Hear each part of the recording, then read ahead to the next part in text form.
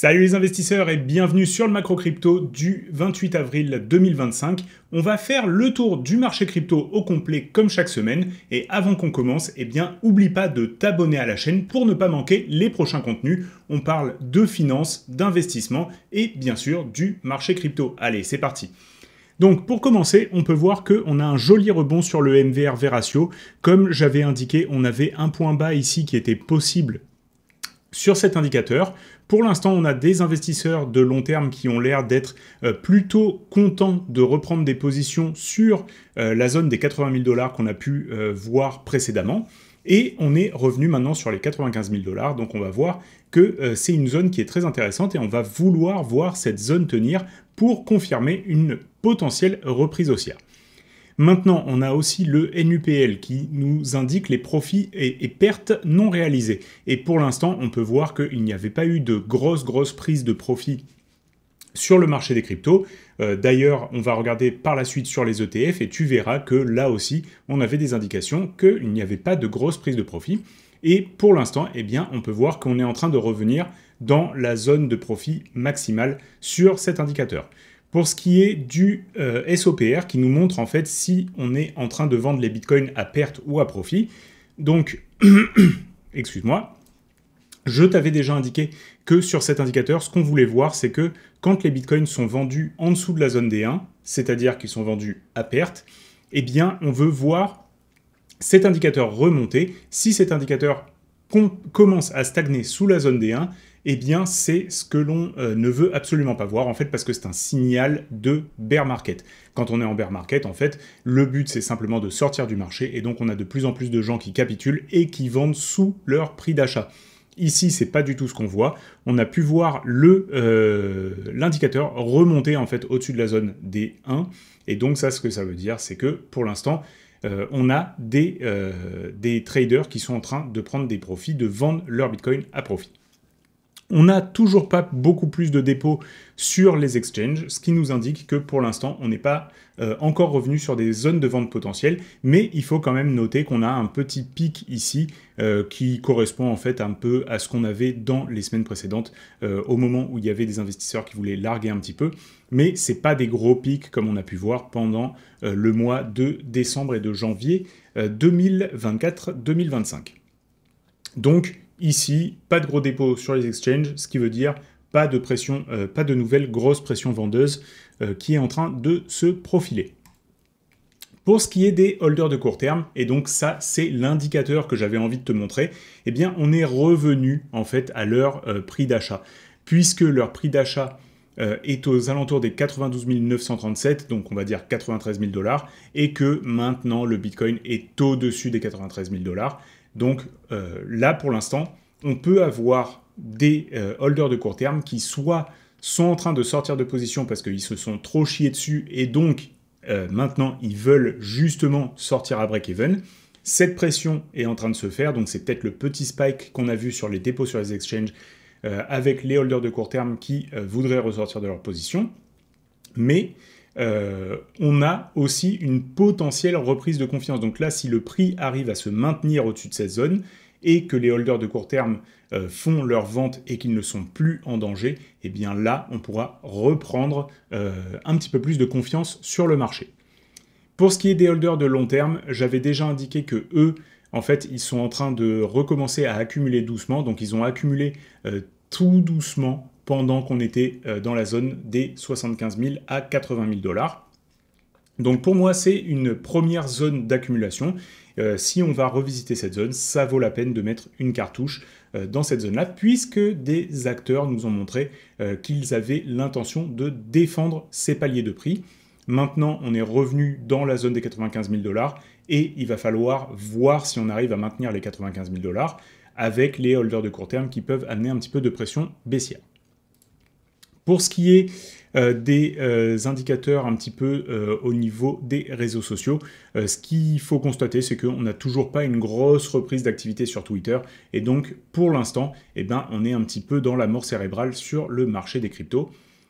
Tout comme ce qu'on peut voir au niveau des recherches sur Google, on n'a pas vraiment des grosses recherches, que ce soit sur le Bitcoin ou sur quoi que ce soit d'autre. Et ce qui est intéressant à voir, c'est que en fait, les recherches sur les mêmes coins se sont vraiment calmées. Donc là, on peut se dire qu'il y a déjà toute une partie de gens qui se sont fait rect et qui n'ont plus envie de s'intéresser aux mêmes coins.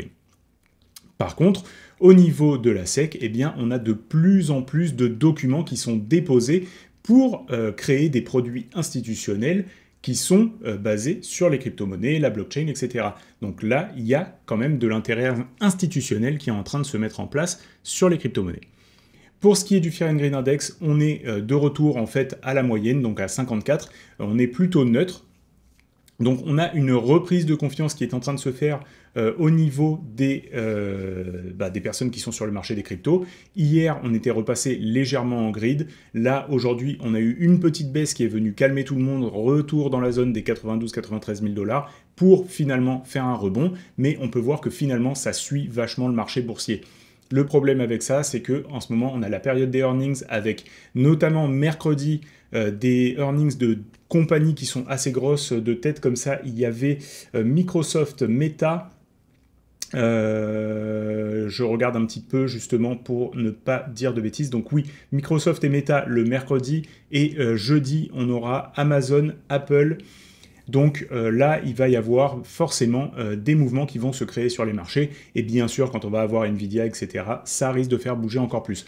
Donc attention, parce que pour l'instant, eh bien, on a des anticipations par rapport aux earnings. Si les earnings ne sont pas aussi bons que prévu, ou que les discours des CEO de ces grosses entreprises commencent à tirer un petit peu la sonnette d'alarme sur des perspectives de croissance qui ne seraient pas aussi bien qu'avant avec la politique de Trump sur les tarifs douaniers, etc., ça peut avoir un gros impact en fait aussi sur le marché des cryptos. Maintenant, pour ce qui est des ETF, on peut voir qu'il y a eu réaccumulation en fait sur les ETF pour ce qui est du Bitcoin, mais globalement en fait c'est pas des énormes accumulations. On peut voir qu'on est à peu près de retour à ce qu'on était avant la baisse, donc c'est simplement des gens qui reprennent leur position, peut-être qu'ils s'étaient un petit peu hedgés en diminuant la taille de position. Maintenant ils ont une reprise de confiance, ils remettent tranquillement leur position en place. Donc pas de gros changements, on ne peut pas dire que c'est comme si on était passé de 500 000 à 600, 700 000. Là en fait c'était déjà à peu près les montants de Bitcoin détenus par les ETF qu'on avait en fait dans la période de fin 2024. Pour ce qui est de l'Ether, grosse reprise de position. On peut voir que là il y a des gens qui se sont bien excités avec le rebond de l'Ether. Donc là on a vraiment quasiment 100 000 Ethers qui ont été accumulés cette semaine. Et ce qu'on peut voir, c'est que donc justement, il y a une reprise de confiance sur l'Ether, mais attention, l'Ether, même quand il y a eu des énormes accumulations, parce que je rappelle que pendant la période fin 2024, il y avait eu des énormes accumulations d'Ether, et justement, on regardait ça, et moi j'avais dit qu'une des possibilités, c'était que ces acteurs qui sont institutionnels avaient envie de se positionner pour une reprise haussière de l'Ether et un possible dépassement des ATH. Finalement, c'est pas du tout le scénario qu'on a eu. Donc, ces acteurs institutionnels, eh ben, ils n'ont pas non plus, eux, de boule de cristal. Donc, forcément, quand ils prennent des positions, ça peut faire bouger les marchés, mais ça ne veut pas dire qu'ils vont forcément avoir raison à chaque fois non plus. Mais c'est quand même intéressant de voir une reprise haussière sur l'Ether.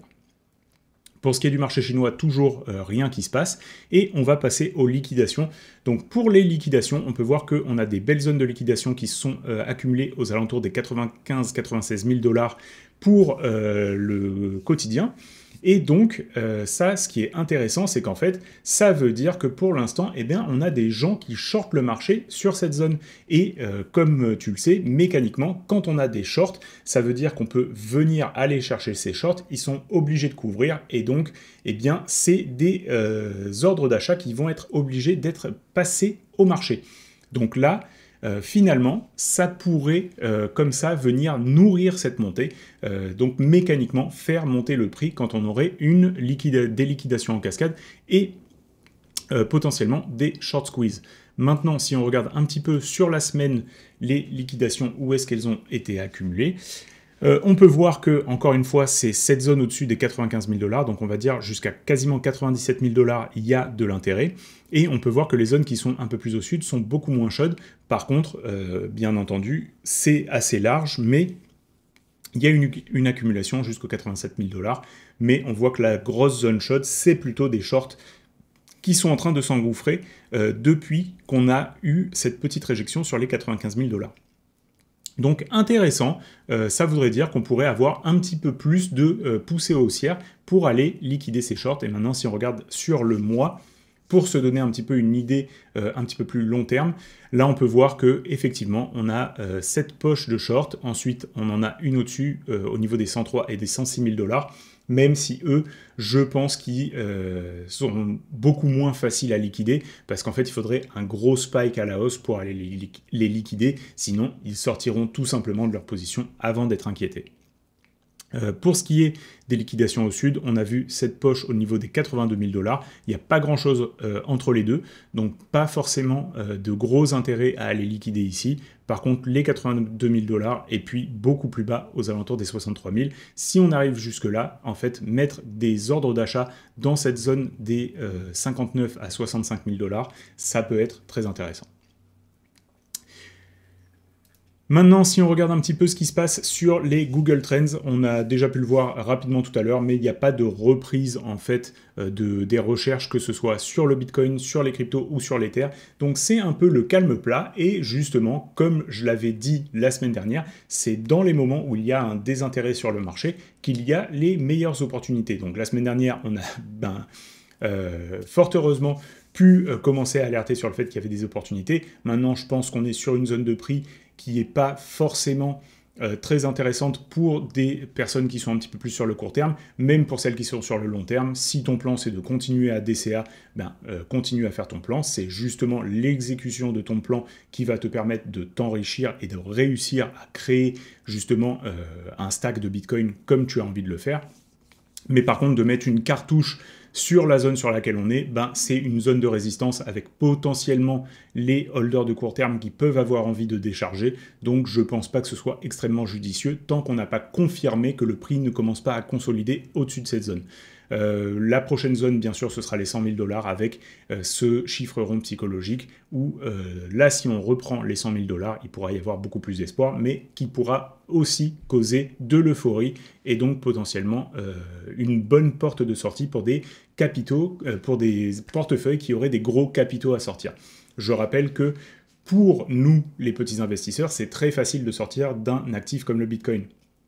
Puisque même si tu as 20, 50, 100 000 $ à sortir, le marché est assez liquide pour pouvoir les absorber automatiquement tout de suite. Maintenant, si tu es un investisseur qui a plusieurs millions, voire des milliards de dollars à sortir, tu ne peux sortir de tes positions que quand il y a assez de liquidité sur le marché, c'est-à-dire qu'il y a assez de retail qui sont excités et qui vont vouloir acheter. Et donc ça se passe dans les moments où il y a justement beaucoup de publicité via tous les journaux qui sont en train de parler, tous les articles de journaux qui ramènent vraiment beaucoup de capitaux d'investisseurs retail, et donc dans les moments où il y a de l'excitation et où tous ces capitaux sont déposés. Donc là, encore une fois, quand il y aura des grosses news comme ça, c'est peut-être un moment, celle de news aussi, il faut faire attention à ça. Maintenant, si on regarde un petit peu les graphiques, on va commencer par la Bitcoin dominance. Comme la semaine dernière, eh bien, elle est toujours en hausse et elle arrive sur cette zone de résistance que j'avais indiquée des 64%.